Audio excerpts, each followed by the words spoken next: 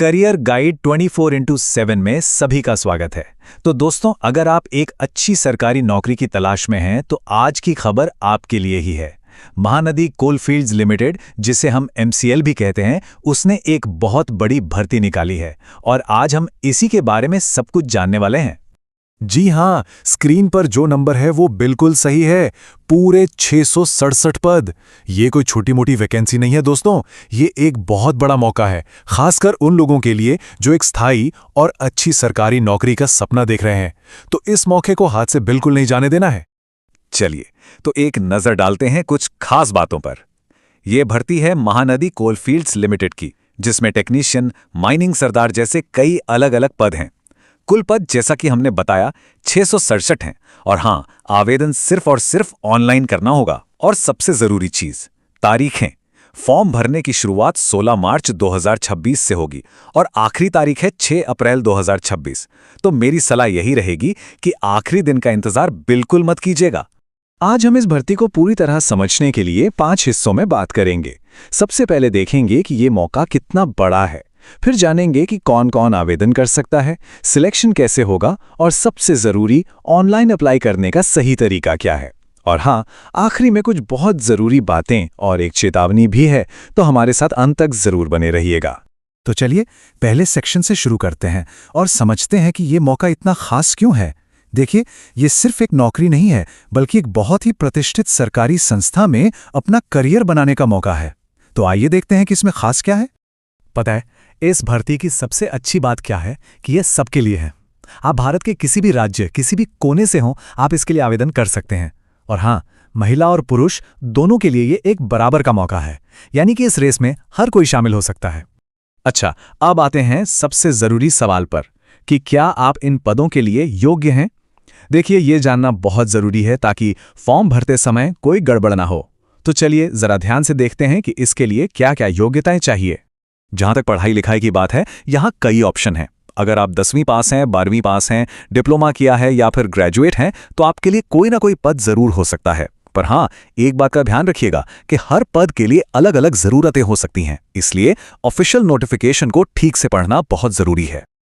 अब बात कर लेते हैं उम्र की। सबसे जरूरी बात, आपकी उम्र 6 अप्रैल 2026 के हिसाब से देखी जाएगी। कम से कम उम्र 18 साल होनी चाहिए। जनरल कैटेगरी के लिए ज्यादा से ज्यादा 30 साल, OBC के लिए 33 साल और SC/ST के लिए 35 साल तक की छूट है। ये सरकारी नियमों के हिसाब से है, तो अपनी कैटेगरी के अनुसार इसे एक बार जरूर चेक कर लें। अच्छा, आगे बढ़ने से पहले एक छोटी सी बात, आप ये जानकारी कहाँ से देख रहे हैं, नीचे कमेंट में अपने राज्य और जिले का नाम जरूर बताइएगा। इससे हमें यह समझने में मदद मिलती है कि हम आपके इलाके की नौकरियों की जानकारी आप तक और बेहतर तरीके से कैसे पहुंचा सकते हैं। ठीक है, तो अब जब ये पता चल गया है कि अप्लाई कौन कर सकता है, तो अगला सवाल ये है कि सिलेक्शन होगा कैसे। देखिए, सिलेक्शन प्रोसेस को समझना आपकी तैयारी के लिए बहुत जरूरी है। तो चलिए देखते हैं कि आपको किन किन पड़ावों से गुजरना होगा। सिलेक्शन का तरीका काफी सीधा और साफ है। सबसे पहले एक लिखित परीक्षा होगी। इसमें आपने जैसा भी परफॉर्म किया, उसके आधार पर एक मेरिट लिस्ट तैयार की जाएगी। अगर आपका नाम उस लिस्ट में आ जाता है तो आपको डॉक्यूमेंट वेरिफिकेशन के लिए बुलाया जाएगा। ये पूरी प्रक्रिया एकदम निष्पक्ष है और सिर्फ आपकी काबिलियत पर निर्भर करती है।